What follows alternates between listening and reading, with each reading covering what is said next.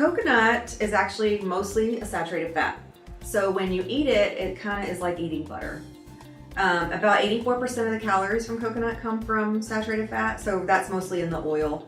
The saturated fat in coconut is called lauric acid, and it's actually a medium chain triglyceride, which is a shorter chain triglyceride, and it's supposedly it's digested differently, and it actually isn't stored as fat as readily as other fat sources.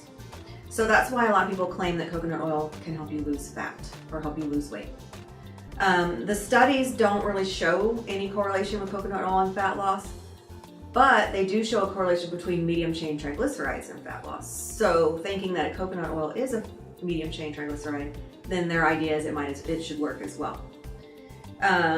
Coconut water is actually used more as like an electrolyte replacement, and it has about 10% of your daily needs of potassium.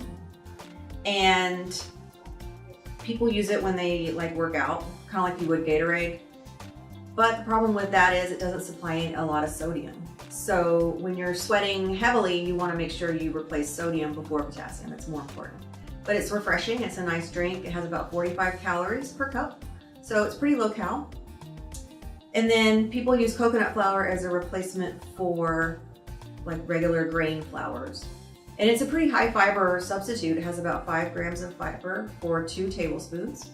It's a good option for people who have celiac disease and can't use whole wheat, or they don't want to use other grains. It does have more protein, but it also has more fat. So it's one of those things you want to use in moderation. And also remember, when you replace flour with coconut flour, you have to use a 1/4 cup of coconut flour per cup of regular flour. So you use less, but then you have to increase your eggs, which can also increase the calories and cholesterol and fat in your recipe. So just keep those things in mind when you do use coconut products. My recommendation is to use coconut in moderation, just like anything else, like you would butter or any other fat, and try to use more heart-healthy fats that are proven to be heart-healthy, like olive oil, canola oil, nuts, and things like avocados.